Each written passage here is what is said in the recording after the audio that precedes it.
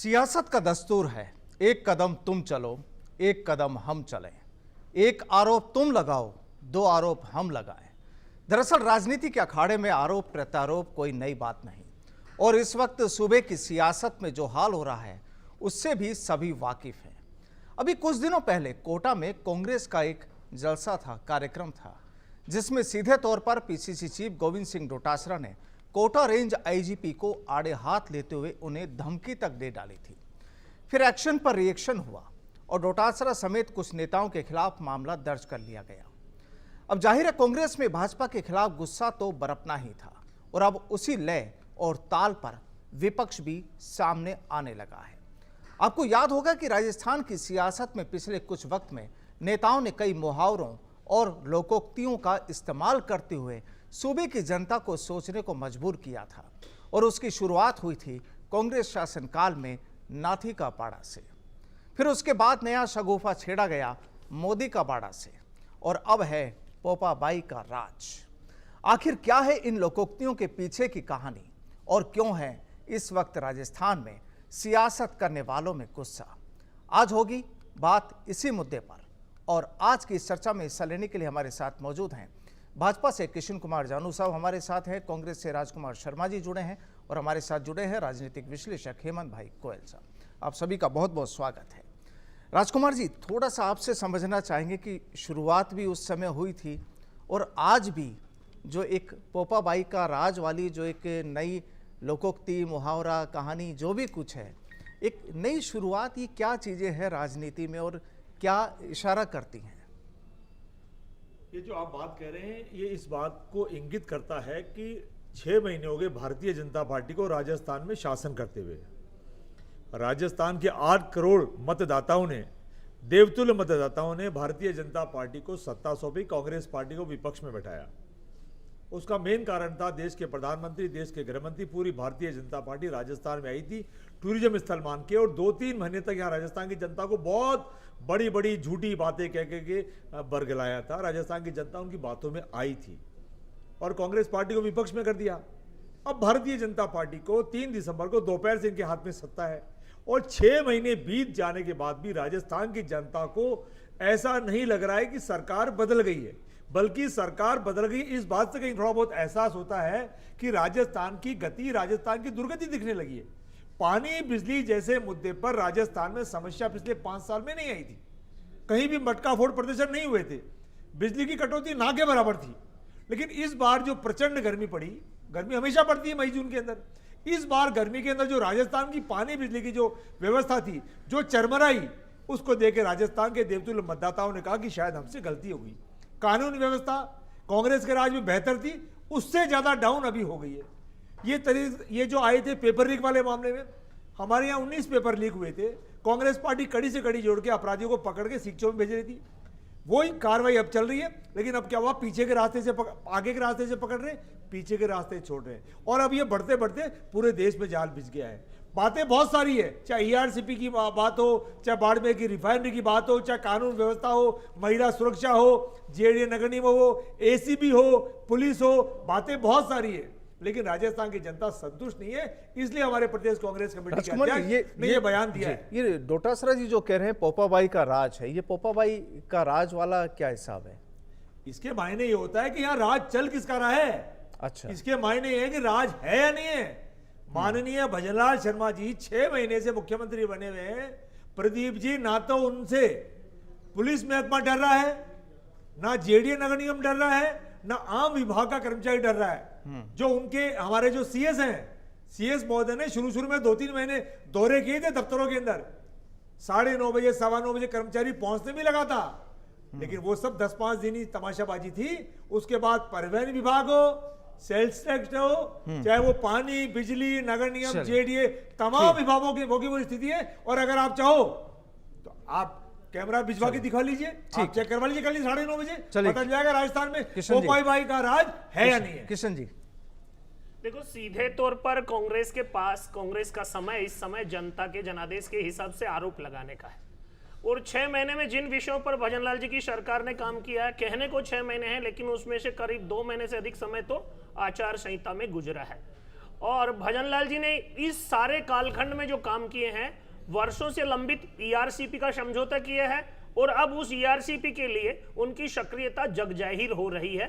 वो मध्य प्रदेश की यात्रा पर जाकर उसका अमली जामा पहनाने का काम कर रहे हैं। राजस्थान की बहुत बड़ी समस्या थी इन 12-13 जिलों के पानी की समस्या। बिजली के लिए 2500 यूनिट मेगावाट से ज्यादा के एमओयू जो है भारत सरकार की कंपनियों से किए हैं और टाइम टेबल फिक्स हुआ है कि 2028 तक राजस्थान बिजली उत्पादन के क्षेत्र में आत्मनिर्भर होगा। बिजली की वर्तमान की जिस समस्या की बात कांग्रेस कर रही है, उस समस्या की तो जन्मदाता भी वही है।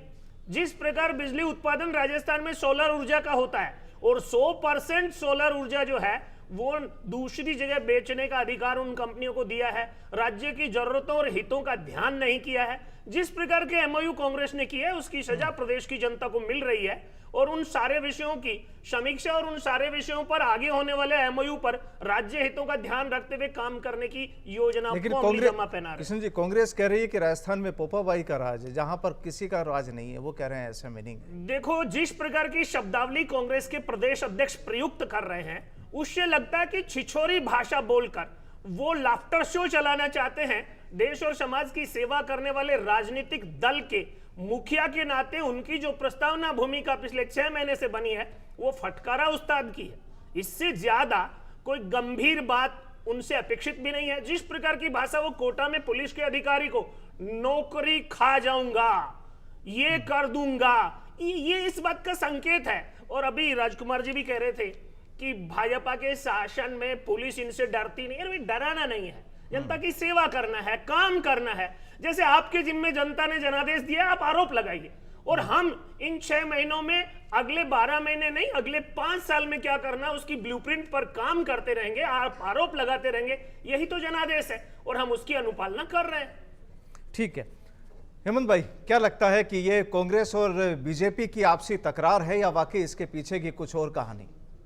देखिए प्रदीप जी, आपसी तकरार होनी चाहिए, स्वस्थ ये परंपरा मानी जानी चाहिए। लोकतंत्र में विपक्ष को बोलने का अधिकार है, लेकिन शालीनता के साथ। अब आप जिन गोविंद सिंह डोटासरा की हम बात कर रहे हैं, वो कह रहे हैं पोपाबाई का राज, और जिस तरह से उन्होंने सरेआम एक वरिष्ठ पुलिस अधिकारी को, कोटा पुलिस आईजी रेंज को उन्होंने जिस तरह से धमकाया सरेआम पब्लिकली, वो क्या शोभा देता है? अगर कोई एक साधारण कार्यकर्ता ये बात करता तो शायद बात समझ में आती कि यार वो नादान है। अब कांग्रेस का प्रदेश अध्यक्ष अगर इस तरह की भाषा उपयोग करता है तो ये निश्चित रूप से शर्मनाक है, अनफॉर्चुनेट है। और वो गोविंद सिंह डोटासरा, इनको किसने अधिकार दिया? जब ये शिक्षा मंत्री थे तो आप याद करिए, जब शिक्षा मंत्री थे तो मुख्यमंत्री ने बिरला ऑडिटोरियम में शिक्षक सम्मेलन में शिक्षकों की मौजूदगी में शिक्षकों से ये पूछा कि क्या आपको तबादलों के लिए पैसे देने पड़ते हैं, और शिक्षकों ने हाथ ऊंचे करके कहा कि हाँ पैसे देने पड़ते हैं। तो जो मुख्यमंत्री शिक्षा मंत्री गोविंद सिंह डोटासरा की मौजूदगी में उनको यह आभास कराते हैं कि आपके राज में तबादला उद्योग चल रहा है, ये वो गोविंद सिंह डोटासरा है। ये वो गोविंद सिंह डोटासरा है जो शिक्षकों को सरेआम धमकाते थे। घर पर अगर कोई शिक्षक नेता इनसे मिलने आ गया तो कहते थे आप कैसे आ गए, उनको इस तरह से धमकाते थे। तभी तो वो बात उन्होंने कही थी, क्या आपने नाथी का बड़ा समझ रखा है? तो जिस तरह की भाषा और जिस तरह की पॉलिटिक्स गोविंद सिंह डोटासरा राजस्थान में करना चाहते हैं ना, राजस्थान में इस तरह की राजनीति की परंपरा नहीं रही। ये बिहार और यूपी की पॉलिटिक्स से मोटिवेटेड है गोविंद सिंह डोटासरा। अच्छी बात है, वो पब्लिक कनेक्ट रखते हैं, जाटों के बड़े नेता हैं, बड़े फेस हैं, लेकिन अगर इस तरह की सरेआम अगर क्या आप मैसेज देना चाहते हैं? आप एक पुलिस आईजी को धमकाते हैं, आप पुलिस आईजी को ये नसीहत देते हैं कि आप अपनी वर्दी का ख्याल रखें, आप वर्दी का लेकिन आप अपनी मर्यादा का ख्याल रख रहे हैं क्या? आप कांग्रेस के इतने बड़े नेता हैं। अब दिक्कत क्या है? दिक्कत यह है कि ऊपर से नीचे तक इनकी, चूंकि जो राष्ट्रीय नेता है सो कॉल्ड आलाकमान राहुल गांधी हैं, इस समय तो वो संवैधानिक पद पर हैं, लीडर ऑफ अपोजिशन है वो लोकसभा में। वो जब इस तरह की भाषा का उपयोग कर सकते हैं तो ये तो करेंगे। ये इनको तो वहां से इस तरह की एक एजेंडा, इस तरह का ये नैरेटिव इस तरह का सेट करना चाहते हैं और इस तरह से ये लोकतंत्र का मखौल उड़ाना चाहते हैं, संविधान की धज्जियां उड़ाना चाहते हैं और संविधान की दुहाई देकर सत्ता में ये आए, लेकिन ये खुद संविधान की धज्जियां उड़ाना चाहते हैं। राजकुमार जी, वाकई ऐसा है? लगता है कि वाकई पार्टी में कुछ ऐसा हो रहा है आपके? प्रदीप जी, भारतीय जनता पार्टी कांग्रेस पार्टी की थोड़ी सी सफलता से बौखला गई है। अभी हमने केवल 99 सीटें प्राप्त करी है। पहले हम 44 पे थे, फिर 52 पे, अब के बाद 99 पे आए, और 99 पे आने पर भारतीय जनता पार्टी में भूचाल आ गया है। पूरा आरएसएस घबरा गया। आरएसएस ने कॉल कर लिया बीजेपी के नेताओं को, पन्ना प्रमुखों को कॉल कर लिया, वरिष्ठ नेताओं को कॉल कर लिया, और भारतीय जनता पार्टी प्रदीप जी पुराने ट्रैक पे आने वाली है। और इस बात से तो भारतीय जनता पार्टी के नेताओं कार्यकर्ता प्रसन्न है कि चलो अच्छा हुआ, कांग्रेस ने 99 सीटें प्राप्त करी, प्रतिपक्ष का नेता राहुल गांधी जी को बनाया, तो कम से कम कार्यकर्ताओं की पूछ तो हो जाएगी हमारी सरकार में। वरना भारतीय जनता पार्टी के नेता कार्यकर्ता तो अपने आप को ठगासा महसूस कर रहे थे कि दोनों नेताओं के चक्कर में भारतीय जनता पार्टी के छोटे बड़े नेताओं का पार्टियां साफ हो रहा था। और अब की बार तो बारी थी यूपी के मुख्यमंत्री की। ये तो यूपी के मुख्यमंत्री का खेल हो गया। अगर यूपी के मुख्यमंत्री खेल नहीं करते तो नंबर उन्हीं का था। केजरीवाल जी ने बिल्कुल सही कहा था कि नंबर उनका ही है, लेकिन वो होशियार आदमी है, साधु है, मेहनत करे हुए आदमी है, उन्होंने वहां जमीन पे काम किया है, उनको भनक लगी कि अब की बार नंबर मेरा है खट्टर साहब के बाद। और जैसे खट्टर साहब का हिसाब किताब हुआ, वो अलर्ट मोड पे आए। उन्होंने क्या करा, भारतीय जनता पार्टी की चाबी घुमाई, और ऐसी चाबी घुमाई कि भारतीय जनता पार्टी पूरे के पूरे देश में देखती रह गई। और मैंने बहुत पहले कहा था, लगातार मैं परिणाम आने से पहले कह रहा था कि जब परिणाम आएंगे तो भारतीय जनता पार्टी के दोनों नेता आपस में टकटकी लगाए एक दूसरे को देखेंगे ये हो क्या गया। और मैंने पहले भी कहा था, कांग्रेस पार्टी ने कहा था इस बार का परिणाम अप्रत्याशित परिणाम होगा, पूरा देश देखेगा, पूरी दुनिया देखेगी। ठीक है सुरेंद्र, राजस्थान में अब उपचुनाव भी होने वाले हैं और राजनीतिक बयानबाजी अभी इस तरीके से दोनों ही पार्टियों की ओर से सामने आ रही है, लेकिन इस समय चर्चाओं में गोविंद सिंह डोटासरा के जो बयान है काफ़ी चर्चाओं में। क्या लगता है कि चुनाव आने से पहले की एक बड़ी सुगबुगाहट है ये, या इसके पीछे कुछ और माजरा? बिल्कुल, सवाल बड़ा महत्वपूर्ण है, लेकिन उससे पहले मैं इन बयानों की बात तो करूंगा। लेकिन अब आप देखिए कि जयपुर के अंदर वर्तमान में प्री मानसून ने ही सबसे बड़ी पोल खोल दी है। हालांकि इससे पहले पूर्ववर्ती कांग्रेस सरकार रही, अब उन्होंने ड्रेनेज सिस्टम को किस तरीके से मैनेज किया नहीं किया, लेकिन आज पूरे शहर में जो है वो जाम लगते हुए नजर आए, पहली बात। दूसरी चीज़ कि कई इलाकों में बिजली कटौती 5-5, 6-6 घंटे तक होती रही। तो ये तो तस्वीरें थी आज की, लेकिन सबसे बड़ा सवाल ये था कि उपचुनाव से पहले इधर मुख्यमंत्री भजनलाल शर्मा लगातार जो है वो किसानों को सौगातों पे सौगात दे रहे हैं, शगुफे के शगुफे दे रहे हैं। तीसरी चीज़ ये कि इधर से लगातार मुखर होकर के 11 सीटें जीतने के बाद गोविंद सिंह डोटासरा जिस तरीके से जो उनमें एक शक्ति आई है कि हमने 11 सीटें जीती हैं, 5 सीटों पर भी कांग्रेस यहाँ पर कहीं ना कहीं 30 मार का काम करती हुई आएगी। लेकिन सबसे बड़ा सवाल ये कि जिस तरीके से उन्होंने शनिवार को प्रेस कॉन्फ्रेंस करते हुए मुखिया भजनलाल शर्मा पर जो आरोप लगाए हैं, चाहे वो गरीब आशियाने के तोड़ने के आरोप हो, चाहे वो ईआरसीपी का मुद्दा हो, चाहे वो यमुना जल का मुद्दा हो, और यमुना जल और ईआरसीपी पर तो उन्होंने कह दिया कि मुख्यमंत्री भजनलाल शर्मा मरा हुआ सांप अपने गले में लटका करके घूम रहे हैं। अब उन्होंने यह तक कह दिया कि यमुना का जल का पानी कब आएगा, टाइम तो बता दो, अगर पानी नहीं ला सकते हो तो एक मटके में पानी ले आओ, हेलीकॉप्टर आपके पास पड़ा हुआ है, आ सकता है पानी, कोई दिक्कत नहीं है। इसके बाद उन्होंने कहा कि पोपाबाई का राज है। अब जिस तरीके से लगातार ये जो लोकोक्तियां और मुहावरे के जरिए जो राजनीतिक का पारा हाई कर रहे हैं, तो निश्चित तौर पर डोटासरा जो है वो आने वाले समय में उन्होंने खुलेआम चुनौती दी है कि जब 3 तारीख से लोकसभा का जब बजट सत्र शुरू होगा तो हम कांग्रेस से बीजेपी से पूछना चाहते हैं कि हम सरकार में हो क्या रहा है। दूसरी चीज उन्होंने ये कहा कि भजन सरकार के मंत्रियों को ये तक पता नहीं है कि एक बिजली विभाग का मंत्री जल पर जो है वो चर्चा करने के लिए तैयार है। उन्होंने यही कहा कि अगर मंत्री बिजली विभाग का है तो बिजली पे चर्चा करे, वो जल पे क्यों चर्चा करना चाहता है। दूसरी चीज उन्होंने ये कहा कि डोटासरा लगातार इसलिए हमलावर हो रहे हैं इन पांचों सीटों पर उपचुनाव जीतने के लिए। हालांकि रिकॉर्ड भले ही कांग्रेस के पक्ष में रहा हो, लेकिन फिर भी यहां पर बीजेपी को एक विशेष ठोस रणनीति बनानी होगी जिसको लेकर के 5 सीटों पर एक कब्जा जमा सके। कृष्ण जी, क्या लगता है कांग्रेस इतनी हमलावर क्यों है, और जिस तरीके से डोटासरा के जो बयान जो सामने आ रहे हैं, तमाम जो बयान है, इसके पीछे क्या जो चुनावी तैयारियां हैं वो हैं, पब्लिक का ध्यान भटकाना है, या क्या मानते हैं इसके पीछे? देखो, कांग्रेस के नेता लगातार छिछोरे शब्दों का प्रयोग कर रहे हैं, और उसे अगर आप हमला मान रहे हैं तो ये भाषा के साथ न्याय नहीं है। हमला तथ्यात्मक होता है, आरोप तथ्यात्मक होते हैं। कांग्रेस का केंद्रीय नेतृत्व राहुल गांधी के नेतृत्व में, यहां प्रदेश नेतृत्व डोटासरा जी के नेतृत्व में जिस प्रकार की शब्दावली और भाषा का प्रयोग कर रहा है वो इस बात का संकेत है कि कांग्रेस के पास तथ्य नहीं है। वो जनता को उत्तेजित करने वाले, जनता को एक प्रकार से मनोरंजन प्रदान करने वाले, एक्साइटमेंट पैदा करने वाले शब्दों का चयन करते हैं, वैसा ही बयान देते हैं और उसके आधार पर मीडिया चाहे उसे सरकार पर हमला बोले, लेकिन सरकार काम में जुटी है और वो मनोरंजक शब्दों की खोज में जुटे हैं। यही तथ्य है। राजकुमार जी, क्या यही वजह है या कुछ और? मैंने कहा ना प्रदीप जी, भारतीय जनता पार्टी ने नया प्रयोग करके राजस्थान में नए व्यक्ति को पहली बार एमएलए का चुनाव लड़ाया, मुख्यमंत्री तो बना दिया। अब भारतीय जनता पार्टी के सामने पेच हो गया कि अब हटाते हैं तो तकलीफ होती है और अगर कायम रखते हैं तो प्रशासन संभल नहीं रहा है। प्रदीप जी 6 महीने हो गए, आज आप जयपुर में आप एक बार कार लेकर के, मोटरसाइकिल स्कूटर लेकर के आप एक 2 किलोमीटर 3 किलोमीटर का रन लगा के आओ, आपको कितने खड्डे हैं गिनने मिल जाएंगे।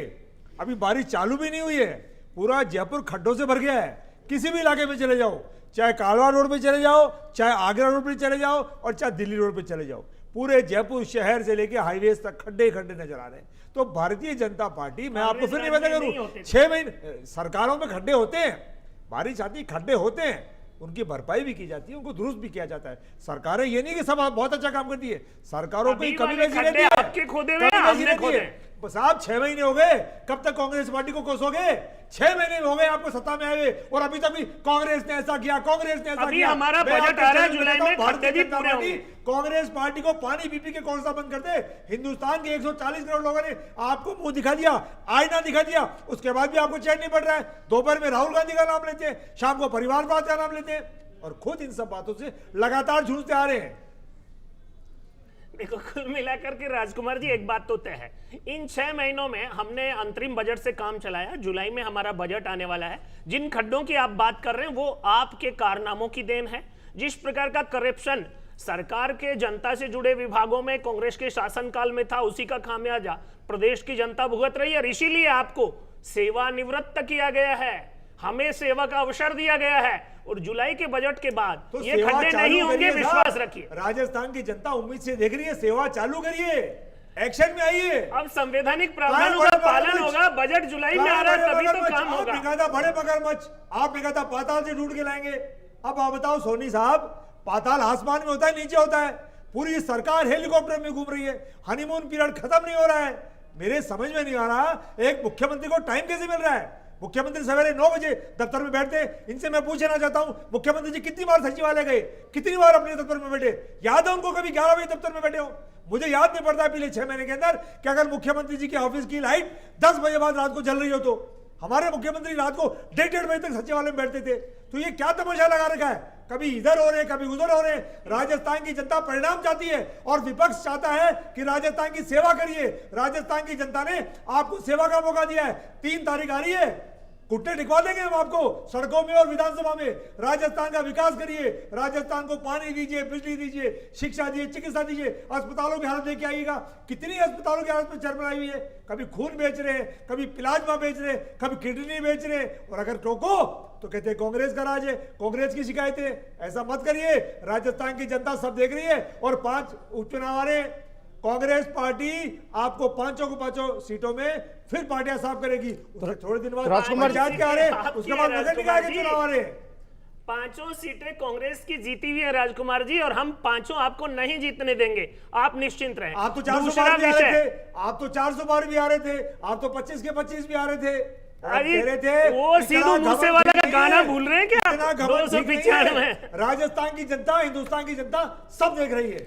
अच्छा, आपने एक आरोप लगाया कि मुख्यमंत्री 10 बजे बाद सचिवालय नहीं बैठते। बता दो कब गए हो? निश्चित रूप से नहीं बैठते, क्योंकि प्रदीप जी 8 बजे क्योंकि देर रात तक आप बैठते थे और सचिवालय के अंदर से करोड़ों बरामद होते थे। मुख्यमंत्री हमारे मुख्यमंत्री को करोड़ों बरामद कराने वाला काम नहीं करना, देर रात तक का हिसाब नहीं देखना। सचिवालय में जो घटनाक्रम सचिवालय की शर्मिंदगी का विषय है, वो घटनाक्रम इस कार्यकाल में नहीं मिलेगा। राजस्थान की जिम्मेदारी होती है जी, बड़ा होमवर्क करना होता है जी, पूरी मॉनिटरिंग करनी पड़ती है जी। सचिवालयों का दफ्तर है। देखो, मुख्यमंत्री का दफ्तर जो है वो घर भी है और सचिवालय बंगले भी से है, एयरपोर्ट, और जहां भी वो काम करता है बंगले से वहां एयरपोर्ट, दफ्तर लगातार चलता एक ही है। काम चल रहा है। कितने बुके ले लिए आपने? मैं आपके चैनल में पूछना चाहता दो हूं। बड़ी पीड़ाएं हैं कांग्रेस के नेताओं को। पूछना चाहता हूं, बार-बार एक तो बड़े मगरमच्छ गिरफ्तार क्यों नहीं मुख्यमंत्री जी हिसाब दे कि पिछले 6 महीने कितने बुके खरीदे उन्होंने? बुकों का हिसाब दे पहले तो, जो गुलदस्ते आपने लिए हैं और दिल्ली में आपने प्रचारित किए हैं, उनका हिसाब दे। कांग्रेस पार्टी आपसे पूछ रही है। चलिए गोयल साहब, क्या लगता है कौन किसके लिए खड्डे खोद रहे हैं और क्या वाकई में जो सियासी खड्डे हैं इनकी भरपाई हो पाएगी? देखिए प्रदीप जी, ये बात तो सही है जो कांग्रेस के हमारे मित्र कह रहे थे कि पानी, बिजली ये सब आम समस्या हैं, लेकिन अब चूंकि 6 महीने बीजेपी सरकार को गठित हुए हैं, जिसमें 2 महीने चुनावों में निकल गए, तो इन 4-6 महीनों में किसी सरकार की सक्षमता का आकलन नहीं किया जा सकता। और आप याद करिए कि इन्हीं 6 महीनों में ERCP योजना सैंक्शन हुई है, पूर्वी राजस्थान के लिए एक बहुत बड़ी वरदान है, अमृत तुल्य है। एक बात। दूसरी बात, जिस कांग्रेस सरकार में, अशोक गहलोत सरकार में 18 बार पेपर लीक हुआ, अशोक गहलोत स्वयं गृह मंत्री थे, कभी उन्होंने इस पर संज्ञान नहीं लिया, कभी मीटिंग्स नहीं बुलाई, क्योंकि वो तो व्यस्त थे अपनी सरकार को बचाने में, सचिन पायलट को नाकारा, निकम्मा, गद्दार, कोरोना कहने में। अब वो कहां से आ गए? वो नकल माफिया अब कहां से पकड़ में आ गया? वो मुंडा भाई जो बैठते थे परीक्षाओं में, लाखों रुपए में वो सौदा होते थे, नौकरियां फर्जी दिलाई जा रही थी, तमाम तरह की वो परीक्षाएं, वो माफिया, वो गिरोह अब पकड़ में कैसे आ गए? अशोक गहलोत सरकार 5 साल में उनको क्यों नहीं पकड़ पाए और अब 6 महीने वो पकड़ में कैसे आ गए? तो ये सोचने का विषय तो है। और क्या जो BL सोनी DGP रहे, उन्होंने क्या अशोक गहलोत पर ऑन रिकॉर्ड आरोप नहीं लगाए? क्या लोकेश शर्मा जो 5 साल तक छाया की तरह उनके साथ OSD रहे अशोक गहलोत के, उन्होंने क्या उनको ऑन रिकॉर्ड आरोप नहीं लगाए? तो ये बातें हमको नहीं भूलनी चाहिए। लेकिन हाँ, मैं एक बात कह सकता हूं जिम्मेदारी के साथ कि चूंकि यहां पर कांग्रेस अति उत्साहित है, उसको 8+3 11 सीट मिली है। चूंकि केंद्र में 44, 54 वगैरह से ऊपर उठ के उनको 99 सीट मिल गई, अति उत्साहित है। लेकिन अराजकता का माहौल कांग्रेस के लोगों को, विपक्ष के लोगों को नहीं पैदा करना चाहिए। और एक चीज और, क्या राष्ट्रपति के अभिभाषण पर हो हल्ला किया जाता है क्या?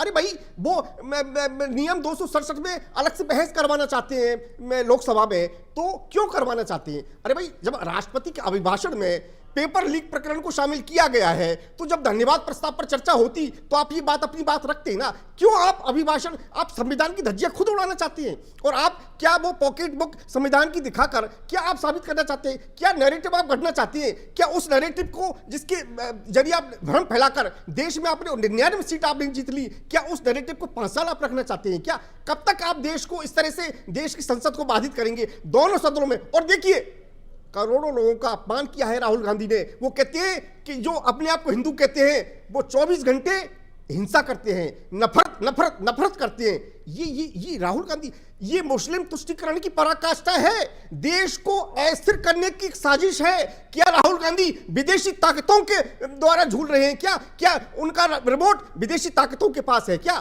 पूरे करोड़ों हिंदू वासियों का अपमान वो कर रहे हैं, ये राहुल गांधी है, ये लीडर ऑफ अपोजिशन है। अब वो कांग्रेस से शहजादे नहीं है, वो संवैधानिक पद पर है, उनको समझना पड़ेगा। वो शपथ कुरान पर ले लेते, क्यों उन्होंने भगवान के नाम पर शपथ ली? क्यों वो हिंदी, वो मुस्लिम धर्म आप ग्रहण कर लीजिए, क्यों आप हिंदू रहकर और शिव जी की और तमाम मंदिरों में जाते हैं? इस तरह की बातें शोभा नहीं देती। देश को अराजकता के माहौल में अगर कोई आज लेके जा रहा है तो वो कांग्रेस के लोग लेके जा रहे हैं। चलिए राजकुमार जी, आखिरी टिप्पणी। मुझे तो बड़ी तकलीफ होती है सुनकर के कि भारतीय जनता पार्टी की भाषा बोले वहां तक तो ठीक है, लेकिन राजनीतिक विश्लेषक गोयल साहब मेरे बड़े भाई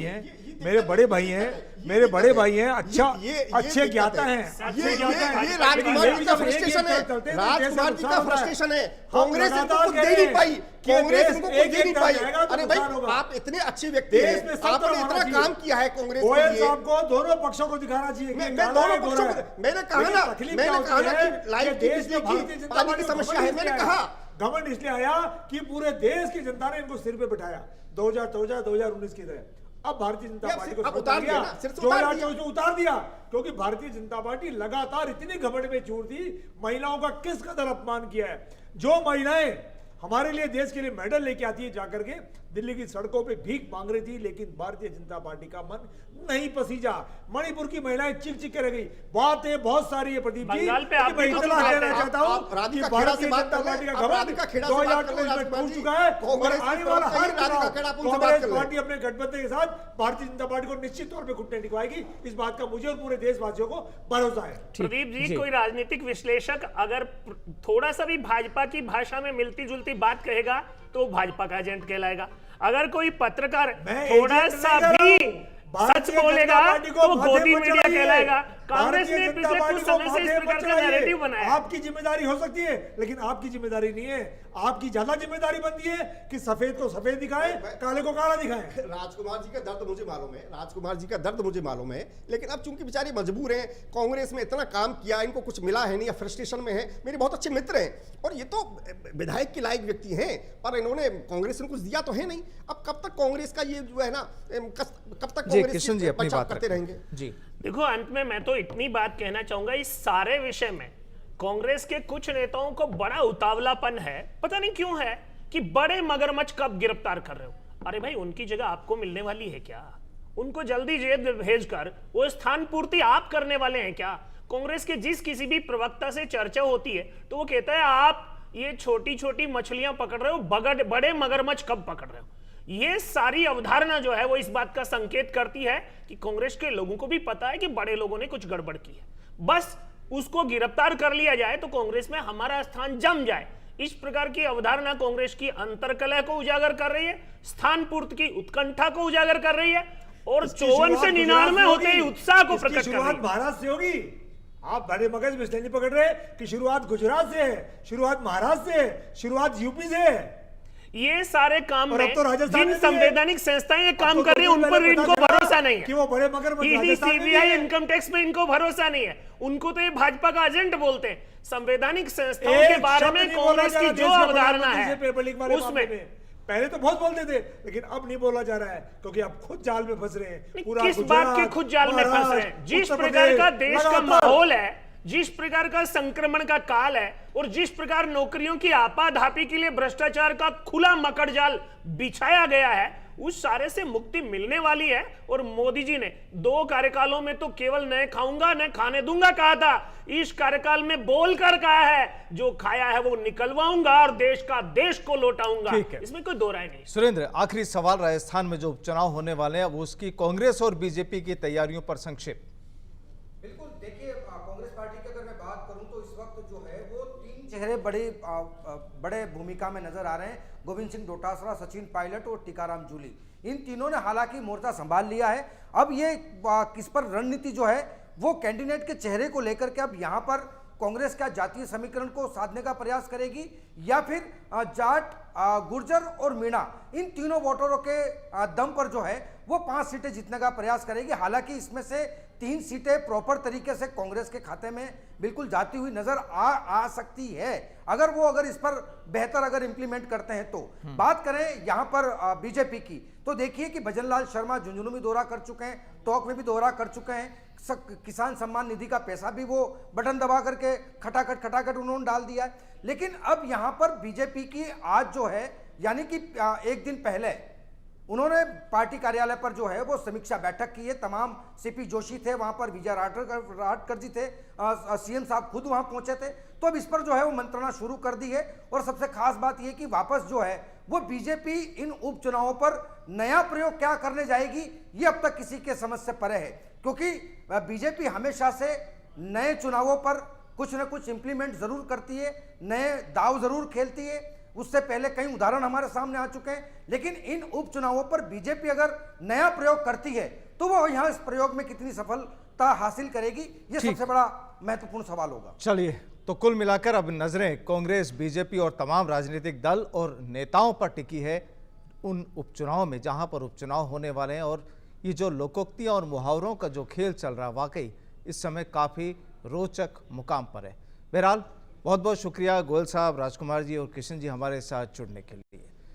तो कुल मिलाकर अब आने वाले वक्त में राजस्थान की सियासत की तस्वीर कैसी होगी, और ये बार बार उसी चीज़ को कि पोपाबाई का राज या नाथी का बाड़ा या मोदी का बाड़ा, ये जो तमाम शब्दों का इस्तेमाल किया जा रहा है, इसके पीछे ऐसा क्यों? क्या वाकई राजस्थान में किसी का राज नहीं है या सरकार नहीं है? क्योंकि ये चीज़ें जब कांग्रेस का शासन था तब भी थी, भाजपा का है तो आज भी है। बहरहाल कल फिर मुलाकात होगी एक नए विषय के साथ। फिलहाल के लिए नमस्कार।